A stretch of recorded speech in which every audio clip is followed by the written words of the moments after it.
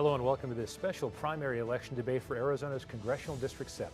A July 15th special election was called for by Governor Katie Hobbs after the recent death of Representative Raúl Grijalva.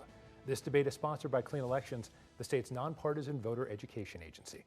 My name is Steve Goldstein. And I'm Nohelani Graff. We'll be moderating this conversation with Republican primary candidates, who you'll meet in a moment. Democratic primary candidates are also going to have an opportunity to debate. The way that we are sharing these debates is part of an innovative effort to support democracy in Arizona. Thanks to a partnership with the Clean Elections Commission, the Arizona Media Association, Reister, and Arizona Public Media in Tucson, we are working to make sure that this debate is the most accessible in Arizona history. So that means that this debate will air on a long list of local TV stations, radio stations, and digital platforms, including support from local newspapers. And we've tried to keep the rules simple. Each candidate will have up to 2 minutes to make an opening statement and up to 1 minute for a closing statement. Candidates have drawn straws to determine the order of each of those portions of this debate. Throughout the debate, we'll pose questions to each candidate, allow them to answer, and then make sure the other candidates have a chance to respond. Whenever a question is directed to a specific candidate, only that candidate's microphone will be open. At all other times, every microphone will be open. We also want to say thank you to voters across Arizona who have submitted questions for this debate. No candidates have been given advanced access to any of the questions. But with that, we do want to introduce our candidates. Daniel Butierez, Jorge Rivas, Jimmy Rodriguez. And Mr. Rivas, you do have the first opening statement. You do have 2 minutes. Thank you very much. And also thank you to everyone watching out there. Thank you for the opportunity for all of us to share what we think and what we know that we're going to be doing for the entire District 7. My name is Jorge Rivas. I am a proud naturalized United States citizen from El Salvador. I'm very grateful to this nation for everything that I have.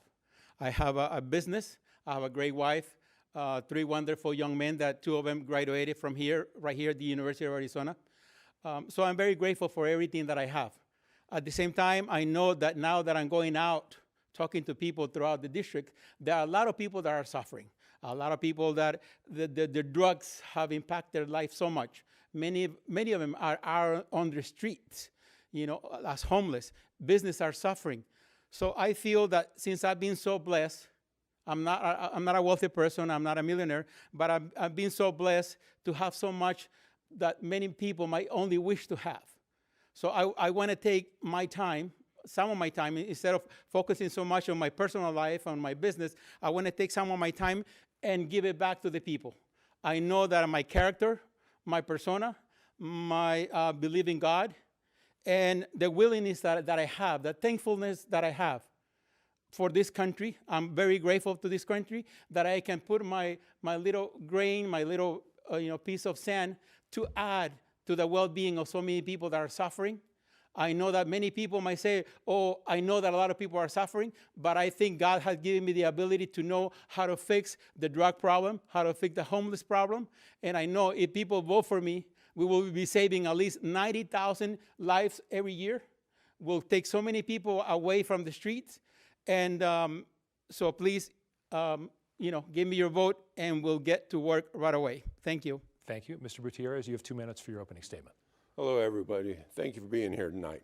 This election is about integrity, common ground, and common sense. I was blessed with an amazing wife, great kids. My daughter, at 17, joined the Air Force. She was sent to Afghanistan and served several years fighting for our country and our freedoms. She heard her country's call, and she answered. My opponent, on the other hand, was 17 and abandoned his country when his country called. We sent 5,000 young Americans to liberate the country he abandoned, and 21 of them died. Now he's asking the people to elect him to an office he doesn't understand, in which he could send our children to war when he wouldn't fight for his own country. Okay. I will always fight for Medicaid, Medicare, school choice, and secure our borders to protect our children from fentanyl, make our streets safer, bring economic growth to southern Arizona, and create jobs that are desperately needed. This election is about integrity, common ground, and common sense. And I would appreciate your support and, of course, your vote.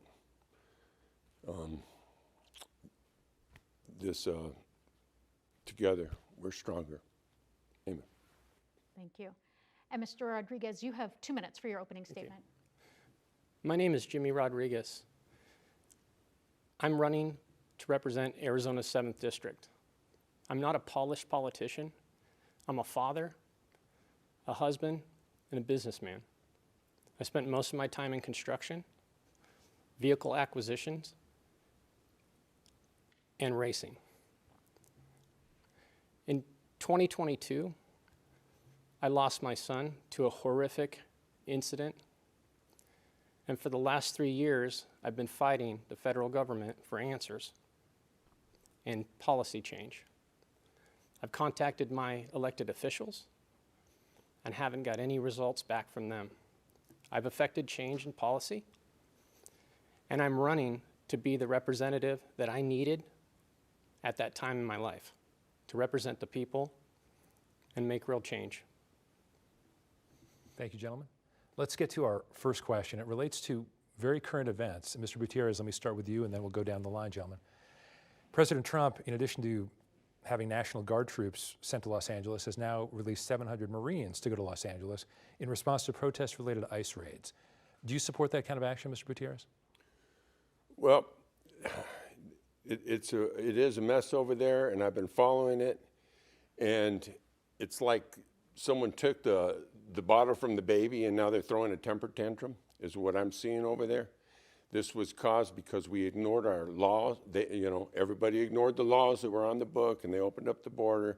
Everybody got spoiled, and now I believe something needs to be done. They need to be held accountable. So, yes, I agree with it. May I ask a very quick question then? Yes, sir. But in many cases, the people who are involved in the protests are American citizens. These are not necessarily folks who have come in undocumented, illegally, however you want to phrase that. So I guess I'd want to ask a follow-up. If this were happening in Tucson, for example, in your back door, your hometown, how would you feel about that? Same way? If they were throwing rocks at police cars, I would want them to be held accountable, which is what I witnessed they're doing over in California. They're throwing rocks at the police officers, spitting on the police officers. We've been watching it. It's not a peaceful protest. It's a very violent protest. Okay.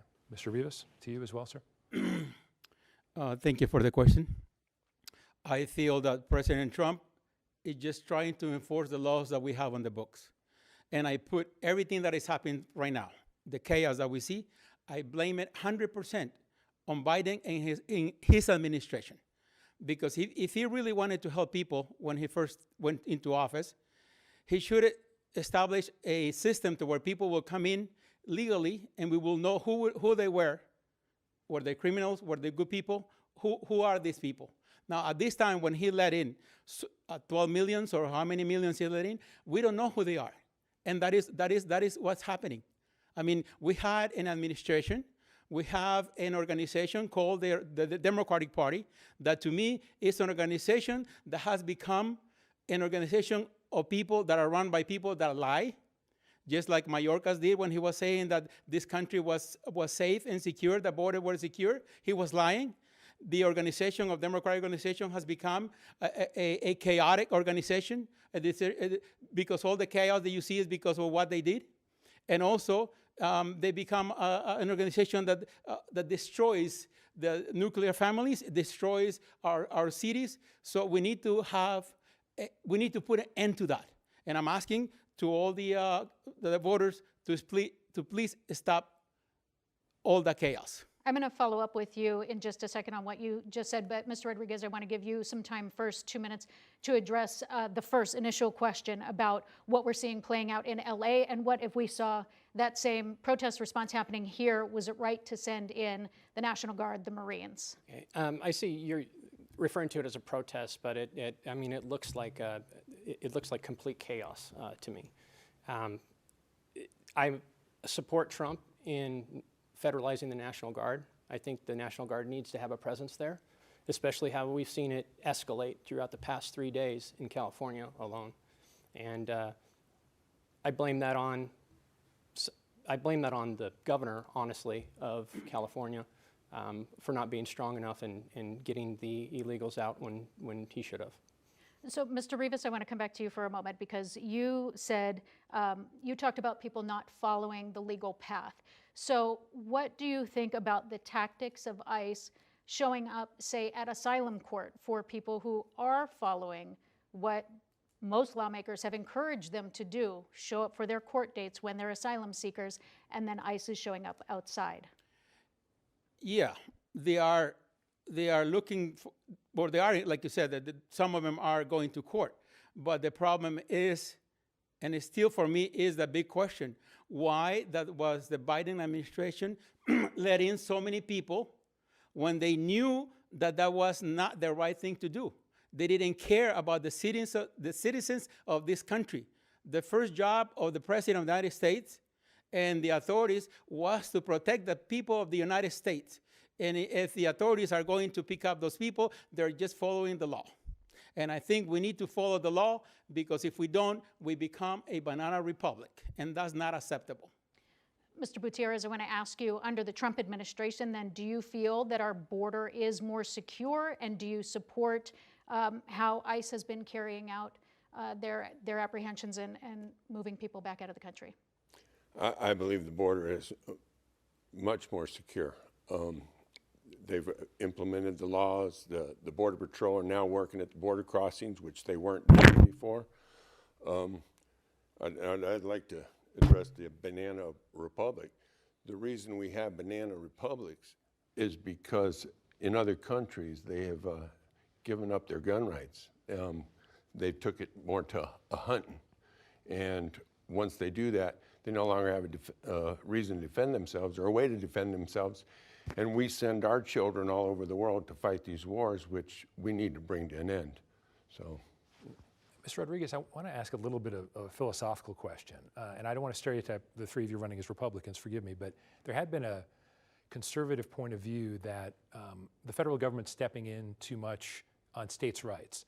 So I want to reframe the question related to, again, whether you see it as a riot or a protest. Does California, regardless of whether you approve of what Gavin Newsom has done or not, does California have a right to protect its sovereignty as opposed to President Trump deciding to send in? Because in essence, the governor of each state is supposed to be in charge of his or her National Guard. Sure, but when you have government property, which is why the National Guard was federalized, to protect federal property, I find that that's acceptable. Now, the National Guard's not getting involved with what's going on currently as of yet, but they're there. And I think that shows a presence, and it shows a sense of force. Mr. Gutierrez, you want a quick follow on that? sure. Well, first off, like I said in the beginning, they were throwing rocks at the federal vehicles and attacking federal officers. So it's no longer a Gavin Newsom thing. President Trump and the federal government have a right to go in and protect their officers. So, Mr. Rivas, is there a pathway to citizenship in your eyes? 1 minute. For the people that follow the process, yes. I mean, everything needs to be done by the books. If the laws are unjust or unfriendly or they are not correct, let's work, on making the laws the way that it should be. But as far as I know, the laws have been on the books for many years. It was the same laws that were used by Obama, by Bush, and every other president since. To me, yeah, there is a path. It's just that we need to follow the law. Mr. Gutierrez, is there a path to citizenship, and what does that look like, or do we stop the flow right now to bring the numbers up to where someone thinks it's acceptable? I'm American first. I believe in taking care of Americans. We have 900 homeless camps right here in our city. Okay, we have brought homeless from all over the world here that we have cared for, and we'll get to one of your other topics that will address that. I believe, first off, I've been all over the border. I've watched them come into our country. None of the people that were here in Tucson came here legally, asylum or not. It's against the law to cross our border at any point except for a port of entry. Here in Tucson, they were crossing the border at the end of the wall, the Border Patrol driving up, picking them up. I watched hundreds come across every day. So until we get them over to where we can start and bring them in legally, until then, we need to get them out, and they need to come in the right way. Mr. Rodriguez, to follow up on Nohelani's question, but make it a little bit more. Yes, answer please, but Okay. I want to have a quick follow-up after that. I got you. So to respond just real quick to Mr. Butierez, he says get them out and then have them come back in. Well, a lot of times when you are deported like that, there is a mandatory 3-year, depending on how long you've been here, to where they won't let you back in. And if you've been here over a year, it's 10 years. So that needs to be addressed. And I think the pathway to some citizenship here would be possibly to do a temporary work visa for the people that are here, that are working legally, paying taxes, because 25% of our construction workers are undocumented. 48% are in the farm industry. And if we pulled all of those people out, it would devastate Arizona. Interesting. Okay. It really would. 30 seconds for each of you very quickly. Mr. Rodriguez, first to you. To play off of the initial question, dreamers, what about those who are little children brought here by their parents unknowingly? There has been at times a feeling of bipartisanship on that let's treat them a little bit differently. Do you feel that way or no? With me as a representative, I would support dreamers. I would support a legal way to citizenship for them to be here. They were brought over a long time ago, through many presidents ago, and they've been here this entire time, created families, careers, businesses, some, and their needs, they don't need to be living in fear that they're going to be deported and kicked out. 30 seconds, Mr. Rivas. One of the things that everybody, well, not everybody, but a lot of people talk about is that the reason why Democrats let in so many people at one time is because they want new voters. Because they think if they let them in and then they give them citizenship, they're going to be voting as Democrats. So if I were to be elected a congressman, what I will submit is a bill that will say that, like the dreamers that you mentioned, we can give them a green card, but not a citizenship. 5 seconds. Yeah, because with a green card, they can do pretty much anything except for being vice president or president of the United States. They can do anything else, but I will have it to, like I said, to have a green card, but never become a citizen of the United States. 30 seconds, Mr. Gutierrez, on the dreamers. Path to citizenship or no? Well, President Trump offered a deal with DACA. He was going to go ahead and grant all DACA citizenship. He just wanted the Democrats to end chain migration. They refused to do that. So there's no negotiating to help everybody. And Trump's, he's a negotiator. He gave him a deal. I tell you what, I wasn't happy about just giving DACA, and that's just me. But I did understand what Trump was trying to do. I've looked at this. Immigration is going to be a major thing to fix. It's going to take things that both sides aren't happy with to fix it. So. Another issue that we want to talk about when we are talking about the border, and it was touched on during opening statements, is the drug trafficking. So Mexican President Claudia Sheinbaum said earlier this month, fentanyl trafficking from Mexico into the U.S. has dropped 40% this year. So Mr. Rodriguez, I'll start with you. How would you prioritize limiting the drug trade further into Arizona as well as the rest of the country? You've got 1 minute. I'd support tech along the border, drones, and sensors along the border, plus 500 more Border Patrol agents to keep that pace up. Talking to residents in Yuma and then also the mayor in Yuma, the illegal crossings have gone down from triple digits to single digits.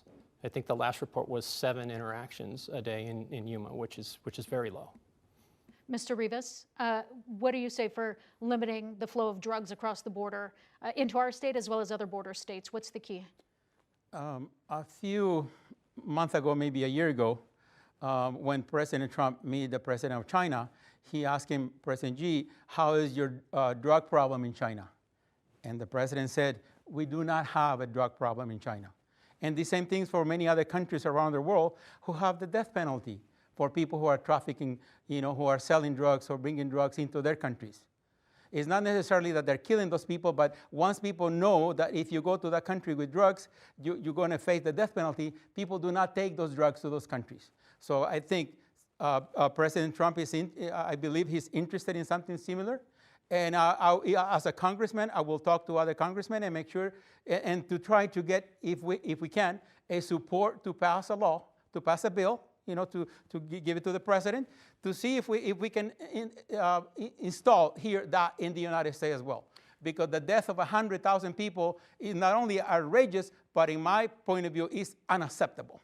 Mr. Gutierrez, is it a hard line on if you bring drugs in, you face strict penalties, or is it, as Mr. Rodriguez said, we need more tech to stop the flow of drugs into our country? Well, for starters, we need to finish the wall. We need to finish it so that we can direct people to the port of entries, so they're not just coming in anywhere they want. I've watched them bring drugs into the Arizona through the end of the wall because the Border Patrol were busy and we didn't have enough Border Patrol and the ports weren't manned. We need to finish the wall. I have been with drone operators that have been down the wall with high-tech drones, and we need more Border Patrol officers. Gentlemen, let's move on to an entirely different kind of topic, economy and all the things that are under that umbrella. Mr. Gutierrez, let me start with you. So the so-called Big Beautiful Bill is now in the Senate, and we'll see if there are any changes made. But at this point, specific cuts related to Medicaid have been proposed. More than 200,000 people in this district, CD7, rely on that health care coverage. Would you support those Medicaid cuts? And if you did, is there some alternative proposal you'd have to help cover those people? Well, for starters, in my opening, I said I will always fight to protect your Medicaid and Medicare. Okay. That they're only cutting out the fraud and abuse in that. And let me explain an example real quick. As I'm a business owner, I hire hundreds of employees here in Tucson and CD7. And if a guy came to me and asked me for a raise and said, hey, I need a raise so I can get medical insurance, okay? Now there are employers, and lots of them, they could say, hey, check this out. How about I give you a pay cut and I pay you cash the difference, and then you can go down and get access, which is Medicaid, okay? Those are the kind of frauds that are happening, and those are the kind of frauds that the big beautiful deal is getting rid of. So let me ask you a very quick follow-up, though. Even when Elon Musk was doing Doge, which of course is still active, but specifically on Medicaid, there are some people who are concerned that the fraud is a real thing, as you're saying, but it's almost like throwing the baby out with the bathwater, that you're also going to affect potentially hundreds of thousands of people who have not been committing fraud because there is cynicism to some extent about Medicaid and about that relation to fraud. Do you think it is worth making these enormous steps to modify Medicaid to get some cases of fraud, or would you like to see it done in a slightly different way? We are in a financial spot. I mean, our whole country is getting ready to go bankrupt. We need to do something. We just keep kicking the can down the road. I'm absolutely amazed that we got this president there that's actually doing it, doesn't care if everybody's mad at him and everybody's attacking him. Everybody always talks about doing this, and nobody ever does it. He's doing it. Let's let him do it. Mr. Rivas, you're a businessman as well. So when it comes to supporting the Big Beautiful Bill, and if it includes cuts to Medicaid, as we mentioned, 200,000 people in your district, do you still support it? Do you find a way to fight for it? How do you do that? I feel that the president is a good man. He cares for the people of the United States. And he's looking in the long term, how this country is going to be 5, 10, 20 years in the future. Because many experts in the field say that if nothing is done properly to address all the issues that we have financially, the country is going to go bankrupt. We will not be able to pay the debt, we will not be able to pay the interest on the debt, and so on and so forth. So I think the president, it might sound a little rough or tough at this moment, but I think he's doing the right thing. And at the end, I think he will do he will come on top. And as of right now, I am supporting what he's doing. So just to be clear, and a quick follow-up. So if you were, in Congress to vote and it included cuts to Medicaid, you would support it, then you would continue and not fight, or would you find another safety net? Because long term, then you might have people who are already older and need that help. Yeah, I mean, I do feel that every single person that needs it and is being honest about it, they should get it, and I will fight for them to get it. Yeah. Mr. Rodriguez, for you as well, asking about Medicaid in the bill. So had I been in Congress when the bill went through for a vote, I would support and vote for it. Now, when you say cuts to Medicare and Medicaid, there's very specific cuts that are included in the bill. And from what I've read, those cuts come to people who are able-bodied to go out and work.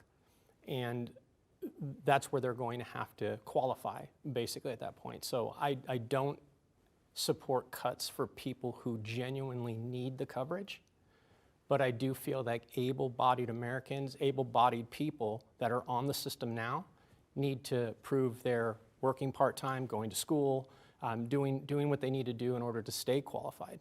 Gentlemen, this is a big question to fill in 30 seconds, but as it relates to all of these things, there are a lot of members of Congress who for decades have gone to Washington and said, I'm going to cut the deficit. This is my focus. We haven't had a balanced budget since the 1990s. So is this, Mr. Butierez, let me start with you and go down the line. Do you have this sort of confidence in President Trump? Do you have the same sort of confidence in Congress, or if you were a member of Congress, that it would still actually be able to be a priority? Because we're looking at nearly 30 years to this point where we've had a balanced budget. What will make this Congress different if you're in it? Well, for starters, I would be voting to cut the budget. Most of these congressmen, they've been in there too long. I believe in term limits. I will support term limits. What's going on with these guys is they get in there, they get into the good old boy club, they start making money, they start making deals that are not in the interest of the American people, and we need to do something about that. That's why I'm running. Mr. Rivas, can I get a quick 30-second from you on that? Yes, you can. I feel that, as a small business owner, you need to be responsible with your money. I mean, if I were to spend like crazy, like our government has been doing for so many years, my business would have been going out of business a long time ago. So we need to be responsible, and I have been responsible. I've been in business for over 30 years, and we have done great, and that's because we have common sense, and that's one of the things that are going to be using in Congress, because we have too many people that have no common sense, and I'll be there to take care of business. Mr. Rodriguez, how big a priority would the deficit be for you? The deficit's a big priority, and I wouldn't be running if I didn't have confidence in the president, in the administration that's in there now, that we could really make a change and we can get that under control. I think we've already seen that through the cuts in DOGE, or the cuts in DOGE, and I think moving forward, it's only going to get better, and we're going to get closer to a balanced budget. So part of the strategy also, as we all know, has been with tariffs as well. The most recent ones going into effect impacting aluminum and steel, which then trickles down to consumers with the cost of canned goods starting to go up when groceries are already high. So when it comes to working families, small businesses, manufacturing, do you still support, and I'll start with you, Mr. Rodriguez, do you still support tariffs as a trade strategy, and how do you reconcile the economic impact for your constituents? I'll give you 2 minutes. Okay. So the tariffs are being used as a negotiating tool currently. Okay. Trump just imposed, I believe it's 50% tariffs on metal, steel coming from Mexico. And one of the reasons for that is because that's a portal to the United States. So the tariffs in China, China just takes the steel and metal, ships it to Mexico, and then they bring it in Mexico. The tariffs are a negotiating tool to get that industry here in the United States. So when we're seeing those, say grocery stores are already anticipating costs going up, so they're impacting the consumer already. So the negotiation is then trickling down into, the average consumer. So is it still the path to go, or how do you have that conversation with the people voting for you to just tough it out? So as a business owner, there's something that I've dealt with for pretty much my entire time owning businesses, and it's delayed gratification. So it's, you make an investment, you work, you try to pull profit out of your business, and it's a delayed effect. I think what we're seeing right now in the United States is just the beginning of that, I think it may get a little bit harder right now, but I think that the payoff in the end is definitely going to be worth it. We're going to bring industry to the United States. We're going to start to produce something again. And that goes to show with even in the bill some of the tax incentives that Trump has put. The 100% write-off is back for the first year. If you are a business owner or you want to start a business and you go out and you buy a building or purchase a building, you can write off that entire amount of that purchase or any equipment the first year. And if you're over, you can continue to eat up that write-off years down the road. And before it was 30 years, you had 30 years to write that amount off. So, Mr. Gutierrez, then, do you support the use of tariffs moving forward, or is there something different that has to happen for the consumer in the end to go get on board with this and go, yeah, because it's hurting their wallets? Hey, 2 minutes. I actually was thinking what Rodriguez was saying, and I believe the tariffs need to be done. Yeah, I've talked to the port authorities. It's something that has to be done. We've been getting ripped off for far too long. They've been taking advantage of us. Every president has said they were going to do something, that we need to do this, we're going to do a tariff, but nobody ever did it. Now Trump's doing it. Everybody's upset. What you said about the stores are already preparing and raising prices is the problem right there. And I'll give you an example. I'm a painting contractor. I own 2 painting companies. And you remember when we ran out of paint? They had an issue with the paint. The paint factory froze, so they weren't getting the paint. Our prices went through the roof. Well, now they got paint. Did the prices come down? They're taking advantage of the people. Every time something like this happens, they take advantage of the people and they never bring the prices down. Once we do get the tariffs leveled out, we need to do something to get the stores and the distributors to not take advantage of something that happened before and bring the prices down for the consumers. And shouldn't be raising them up before they've had their prices raised in the first place. Mr. Rivas, so you also get some time. Are the tariffs effective? Do we stick with this plan, or does something else need to happen to ease the strain on your voters? I will answer your question in just a little bit. But first of all, I would like to use my time to respond to what Mr. Gutierrez said about me in the first opening statement. He was accusing me of deliberately leaving my country. Maybe he doesn't know, but I left the country as a child. Mr. Gutierrez, normally children do not fight in war unless they are kidnapped and they're forcibly to do that. So please, make sure the next time you accuse me of something, make sure you say something that is true.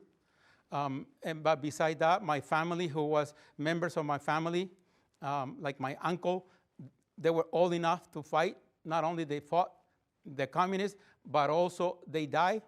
So I'll appreciate if you are a little bit more truthful with your statement. So Respond. thank you very much. 30 seconds. I was very truthful. You were 17, you weren't a child. My daughter was 17 when she went and fought for our country and our freedoms. So there was nothing untruthful about what I said. Thank you. Mr. Rivas, I do want to get us back on track and find out where you stand on the tariffs. Do we continue with them, or is there something that needs to happen to ease economic strain? Yes, Mr. Gutierrez, yeah, there is some truth because first of all, you don't know when I left, okay? I know you left when you were 17, Well, you told me. You were not there. You told me you left when you were 17. You were told not- me you left when you were 17. You were not there. Doesn't matter, And, you told me. and Did you lie to me? no, you were not there. But you okay? told me. As a matter of fact, you told LD20 that you left at 17. Yeah, but for you to say that I left and I pretty much I was quitting, I wasn't quitting, I wasn't leaving them alone. I was not old enough to enlist, but according to the U.S. Salvadorian government armed forces rule. So, Gentlemen, I understand this is a deeply personal issue for both of you, where you're coming from, but for the sake of the viewers and for the voters, let's try to get them some more substantive answers on the issues that matter to all of them. So one more time, please, 1 minute. Tariffs. Continue on this path or find another way. President Trump is a deal maker, and everything that he's doing is to make the best deal. As a president of the United States, he's trying to make the best deal for the country. And I know at the beginning it might be a little bit tough. At the beginning, maybe some things will go up or go down, but at the end, he will come up successful, and I support what he's doing. Mr. Gutierrez, let's change topics. Let's go back to when you were running in 2024. You proposed a work program for unhoused people, and you would put those unhoused people in empty prisons. Mm-hmm. Are you still in favor of that, and why? Because to some people it's going to sound very inhumane. Absolutely. And the reason I'm in favor of that is because I've actually implemented it with my company. I hire the homeless, I give them an opportunity, I help them get on their feet. And giving them an opportunity to work, to earn their self-esteem, gives them an opportunity to leave that life that they're at right now behind. As a matter of fact, I went and spent some time with Mr. Humberto Lopez. He offered me 30 minutes to go talk to him. I wound up there with him for over an hour. He wanted to hear my plan from start to finish. He was so impressed with it. He actually said we should partner up with this guy. So briefly to follow up, though, you have made it a component as well of an affordable housing plan. Mm-hmm. So talk a little bit more about that. 30 seconds, please. Okay. Once we get them in the program, and they get a choice, they can either go to jail where they'll hold because they're about breaking laws, they're all doing drugs, or they can go to a treatment facility. They have a choice. Once they go to the treatment facility, okay, they go through a 30-day detox, completely off drugs, no methadone, none of that. Get them off the drugs so that we can start getting their mind right, okay? Once they get off of that, then we decide if they're ready to go to work or if they're gonna need some more counseling. Once they're ready to go to work, we put them out in a work crew. Okay. They go to work. A third of that goes to cover the room and board. 2/3 of it goes to their self, and then they can go buy some affordable housing that they pay for that we don't. Okay, Mr. Rodriguez, I'm going to give you a minute on this. Affordable housing generally, and what do you think of Mr. Gutierrez's plan? I'm thinking about that plan, but I think that a lot of the homeless out there, yes, they're on drugs, but I think what leads something to that is some mental illness as well. So there's people out there that are mentally ill that needs to be addressed as well. And perhaps mobile mental health stations might be able to aid with that, but we do need mandatory drug rehab programs. And Gutierrez's idea about kind of incorporating that into maybe some housing, I don't know how I feel about that. Okay, I'm going to keep it specific then because that wasn't really an affordable housing answer. Maybe, Mr. Rivas, let me ask you about that specific way of dealing with folks who are unhoused. Yes, some have mental illness. Yes, some are on drugs. Others have had bad luck. Others are not in good situations. Should they all be treated that way? Because there are some critics of Mr. Gutierrez's plan who are saying, oh, maybe that's a practical way to do it, but it also treats unhoused people as criminals whether they actually are or not. What are your thoughts on that? But the final result, the question that you're asking at the end, is it to build affordable housing or? Well, that's what I'm wondering. Do you think that is an effective way of beginning a path to affordable housing, to put unhoused people in this sort of situation? Or would you see it another way? Would you see it putting them in empty prisons? I'm not sure that equates. What are your thoughts? I think that housing has gone up so much in the last couple of years that not only people that are on the street, homeless, are having a tough time, finding a affordable house. Even a person working at a restaurant or any other place has a hard time finding a house that they can afford. So I think that one of the issues or one of the things that we can do is ask home construction companies to, instead of building homes that are 2,000 square feet or 3,000 square feet, how about if they build homes that are much smaller, for people that are making so much money. And then instead of having to pay $3,000 a month, how about if they only pay $1,500? And that will be much easier for a lot more people to get into a place, into a house, with, make it more affordable. I want to ask a question about families and the costs associated with them. The Trump administration has talked about wanting to encourage families to have more kids, but childcare has become a huge barrier in the cost of it for any family that wants to continue their education, try to find a new path, go back to work. One of the most recent reports showed that the cost in Arizona was more than $10,000 a year for a child care facility, more than 6,000 for home-based care. And Arizona was among the states that saw the highest number of parents, 16%, having to make a job change that they didn't want to in order to deal with their child care problems. So, Mr. Butierez, how would you address the problem for working families, and what is Congress' responsibility to provide a safety net if we're trying to encourage families to grow? 1 minute, please. As a man who had children that were being taken care of by their mother alone because of my situations, she absolutely needed home care. It wasn't available for her, so she had a babysitter that charged her very little that took care of it. And I believe mothers like her and other mothers do need some help and some assistance. And we might want to look at how we can bring home care costs down, because people are getting very rich off of the home care industry that we might want to look into and put a doge to them too. So. Mr. Rodriguez. When we were raising our kids young, it was important to me that my wife stay home with the kids to raise the kids. It was very difficult for us. You know, I would work late hours. I've had businesses, but you know, I tried to make the sacrifice in order to afford my wife the ability to stay home, and we went without quite a bit. I don't remember any subsidies or anything like that coming to take care of childcare, nor did our personal family want that, because we feel that our kids being raised by their parents, not by a school or kindergarten or daycare, is good.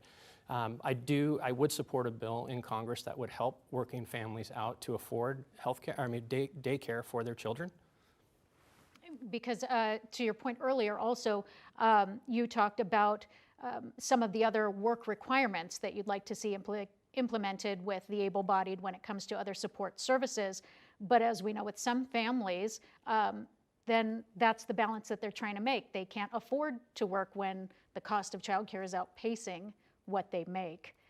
So how do you? So sure. So in the bill, which you're asking me about, is an able-bodied, somebody that can work. Let's say it's a mother. If she has a dependent, that qualifies her to be on the program. She doesn't have to go out and try to get a job in order to get health care for the family. She's got a dependent. She keeps her health care. Mr. Rivas, to you about supporting families and balancing those costs if somebody does want to make a job change, further their education, but the cost for their children in the daytime or the nighttime is just too high. Yeah, definitely. I know what you mean. I mean, I also have 3 sons. We raise them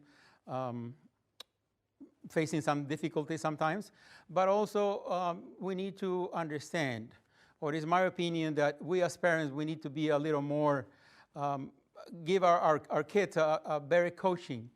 Teach them that they need to be more responsible, like I did with my kids. I said, you need to go to college, you need to educate yourself, you need to make sure that before you get married, you have a job and education, because the more educated you are, the more money that you make, life will be easier. And I've noticed that many times when teenagers have kids when they're very young, when they're 19, 20 or whatever, it's much harder for them to take care of their kids. So I think we as parents, we need to do a better job at teaching our kids to be more responsible and to get an education, and that way life will be much easier. Can the government step in and do a little bit more? Yes, for sure. I mean, just like the way that the government has sent $400 billion to Ukraine to fight a war. I think we can use, $200 billion to help the people that really need it. Okay, gentlemen, I want to change categories. Okay, we haven't talked about the environment at all yet. Water, obviously incredibly important here in the desert. With shrinking Colorado River supplies, to what extent would you stick up for Arizona, Mr. Gutierrez first, in order to protect Arizona's water supply, which, as we know, post-World War II, this place where we are right now in Tucson, Phoenix as well, would not have grown as it was, would not have had the prosperity it has. How do you help maintain that when it comes to water supply? Well, I know right now Tucson's talking about recycling water to turn into drinking water, because I know there's a lot of people really upset on it. And I think it's a great idea, but why not take that water that you're recycling and use it on the farms that use a tremendous amount of water, or in the mines that use a tremendous amount of water, and save our groundwater for our drinking water, which there's quite a bit of groundwater here. But bigger picture on this, federal officials are negotiating with 7 states related to the Colorado River. What you're saying makes sense in that sense, but there is a much bigger picture. How much would you be willing to stick up for Arizona's water rights, even if it meant having to cross party lines to do it? Oh, I would absolutely stick up for Arizona's water rights. For the tribes need it. You know, this has been my home. My family been here for, you know, over 100 years. So I'm definitely going to fight for Arizona. Mr. Rivas, 1 minute on this one. How much would you stick up for Arizona, and how important do you think water is to the future of this area? I think we need to learn a little bit from countries in the Middle East, especially Israel, who has a very great program about desalinization. So I think it will be important, it will be smart to work with them, to learn, and see if we can make a treaty with Mexico, you know, to let us, you know, do something in the Sea of Cortez. Because I think if it's not raining, if there is not enough snow in the mountain, it will be hard to get, you know, plenty of water. But if we can make a deal to where, with the new technology that we have nowadays, we can have maybe 1 plant, 2 plants, or maybe you know, 5, who knows how many, and we can bring the water, and that should give us enough water for irrigation or for so many things that we will need in the future. So I think we need, in the long term, we need to look at what, like I said, what Israel is doing and many other countries in the region to make sure that we have water, not depend so much on groundwater or the rain that unfortunately we are not getting. And Mr. Rodriguez, how much of a stake does the federal government have to take then when it comes to states' water rights and standing up for Arizona? Does Congress need to incentivize having more of a plan for groundwater pumping? I do think that we need to step up and we need to stick up for Arizona's water rights. I've got a business in Yuma, and one of my customers owns a 10,000 acre farm out there, and we've got very high water rights out there, but they're being renegotiated in 2026, and that's something that we really need to look at. 90% of the vegetable crop in winter comes from Yuma, and I think that's something that we really need to look at. And also, just as a quick follow, we've also seen you know, other countries buying out land in Arizona, right? So does that need to be regulated? That definitely needs to be regulated, because what is happening now, and I believe it's Saudi Arabia, so we're taking hay and alfalfa, growing it out here in Arizona, and it takes a tremendous amount of water to grow that. They bale it up and then they ship it overseas, and they ship it over there because it's actually illegal to grow it out there. They can't use the water to grow it out there. So meanwhile, they're taking the water from here and shipping it overseas. So I would possibly propose something like an export tariff on anything like that that's going to be sent overseas. And I think that will quell that situation pretty quick. Not much time left in the debate, gentlemen, so we're going to ask for some quick answers here, 30 seconds for each of you. First question, and Mr. Rivas, this goes to you first because you invoked it. To what extent should the U.S. be engaging in financial support for countries like Ukraine, and though it's a different category, Israel as well? How would you prioritize that? If it affects the United States directly, I think we should prioritize it, but not just to spend money just because we want to give, you know, what they call the big corporations that make weapons and missiles and all that. I mean, if it's going to be for the security and the safety of the United States, we should all, you know, definitely get involved, help them out, but not just to make money, because you know, these wars, they kill so many people, and it's just not right. Mr. Rodriguez, 30 seconds on that. I think our responsibility as a country is to not inflict any harm on other countries. That doesn't mean that we need to go out and just give them $400 billion to do, you know, to fight a war, because that's killing people. I feel that we need to really pull back that funding. We need to focus on our own country, and we need to stop sending so much over there for the support. Mr. Gutierrez, finally to you on this. How much involvement should the U.S. have? How much money should we be spending? Well, I don't feel we should be giving any money to these other countries unless we're going to get something out of it. I mean, I'm a businessman, and I wouldn't be a successful businessman if I just gave everything away. But that's where I feel on that. We need to take care of our own people. Ukraine, we were going to do a deal with them and buy mineral rights. That didn't go through. It was a good deal for everybody. Ukraine would have made money, Russia would have made money, and we would have been in the heart of the middle of the war, and would have ended the war. But I'm going to ask for a vote in favor, vote against for you. The pushback on mining has been protecting tribal land, former instances with cancer. Oak Flat mining, of course, is a big issue in this district.